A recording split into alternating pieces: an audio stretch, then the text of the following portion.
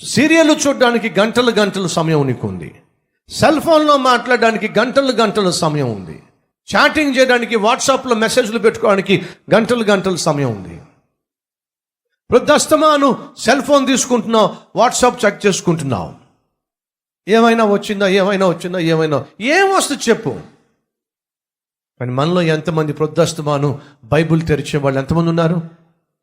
ప్రపంచంలో విశ్వాస వీరునిగా పిలువబడినటువంటి ఒక అద్భుతమైన వ్యక్తి జార్జ్ ముల్లర్. దేవుని మీదే ఆధారపడి 10,000 మంది అనాథ పిల్లలకు ఆహారం పంచిపెట్టి వారిని పోషించాడు ఆ రోజుల్లో.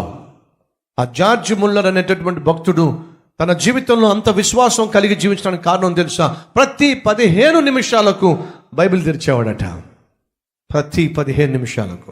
15 నిమిషాలు దాటిన తర్వాత తన విశ్వాసం కాస్త వీగిపోయేదట. వెంటనే బైబిల్ తెరిచేవాడట. ఈ రోజుల్లో వారానికి ఒక్కసారి కూడా బైబిల్ తెరవటం లేదే. మందిరానికి వచ్చినప్పుడు మాత్రమే బైబిల్ తెస్తున్నారు. ఆ తర్వాత బైబిల్ జోలికే వెళ్ళటం లేదే. చాలామంది సేవకులు కేవలం ప్రసంగాలు చేయడానికి మాత్రమే బైబిల్ తెరుస్తున్నారు, కానీ తమ జీవితాలు దిద్దుకోవడానికి బైబిల్ తెరవటం లేదే.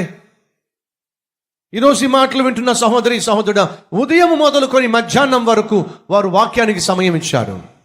గంటలు గంటలు వాక్యం చదవడానికి, వినడానికి వారు చోటిచ్చారు. మరి మన సంగతి ఏమిటి?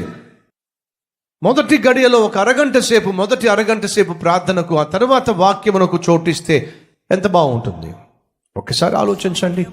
ఆనాడు వారట ఉదయం మొదలుకొని మధ్యాహ్నం వరకు వాక్యానికి చోటిచ్చారు. ఆ వాక్యాన్ని వింటున్నప్పుడు వాళ్ళందరూ ఏం చేశారట? చక్కగా లేచి నిలబడ్డారట. కారణం తెలుసా? వారు దేవుని గ్రంథానికి అంత విలువ ఇచ్చారండి. దినములు చెడ్డదిగా అజ్ఞానము విడిచెదవా, జ్ఞానముతో బ్రతికెదవా, క్రీస్తు సాక్షిగా నిలిచెదవా.